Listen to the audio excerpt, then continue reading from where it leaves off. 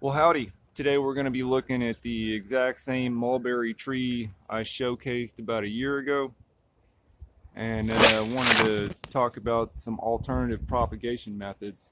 If you have a look right here, you can see quite a bit of fresh fruit has come through, and if I wanted to, I could plant that berry right there and probably have a tree that's similar to this.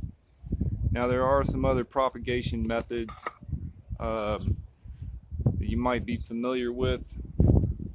Mainstream propagation would say I'm going to take a pair of docks in the wintertime when this has gone dormant, and I'm going to cut a piece of wood off about like that right there, and I'm going to use that as a scion, but it has to be kept in specific types of conditions. It'll need to be kept cold, it'll need to be kept dormant. Obviously cutting it in the springtime after it's already started to produce some growth greatly reduces the chances of this particular scion ever producing roots from the nodes, versus having one that I cut in the dead of winter and then preserved. I don't like that method. I've had mixed results with it, some good, some bad. Mostly it's about keeping the conditions exactly right. Today I'm going to show you another method of propagation. This tree right here was propagated. It's a mulberry tree. You can do this with any kind of, what I'm about to show you, with any kind of fruit tree. And it was an experiment that I set in place a year ago. So I have this good tree that I just showed you in its first year of production. When I put it on camera a year ago, it made a handful of berries. This year it has already produced about a quart. Next year I expect it to produce about 2 gallons and continue to grow exponentially. Most of these trees that I have here will. They will continue to produce exponentially, but I like the flavor of this one, I like the size of the berries, and I want to reproduce carbon copies of it. Like I said at the beginning of this video, I could plant that berry or take the seeds from that berry, stratify them, and plant those seeds, but I'm going to show you another way.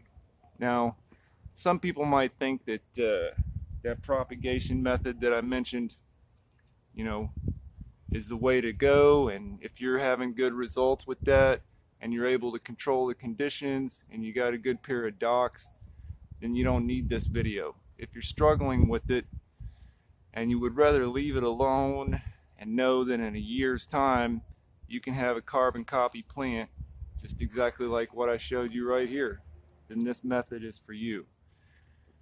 So human beings didn't necessarily invent propagation.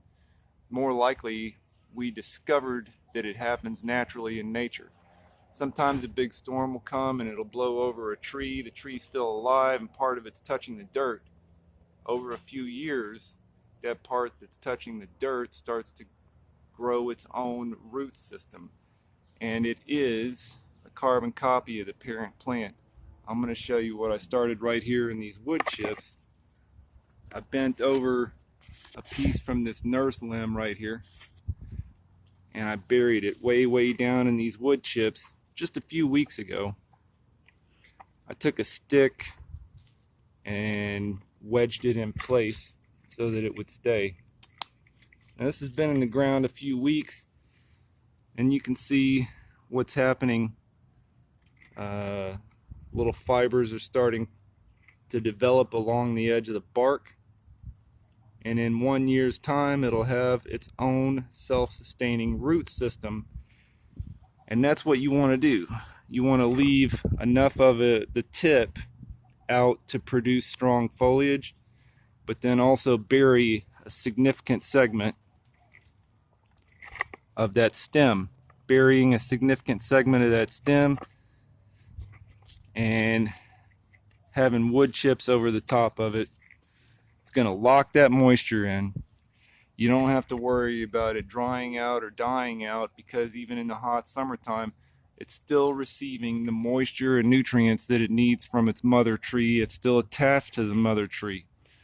Now, I did that, like I said, last year, and I'm pretty much giving up on these scions from here on out based on the results that I saw from this 1 year long investment. So if you can get a system set up where you have low growth, instead of pruning it back to the trunk on a tree, any kind of fruit tree that you want a replica of, you can do that just like what I'm showing you right here.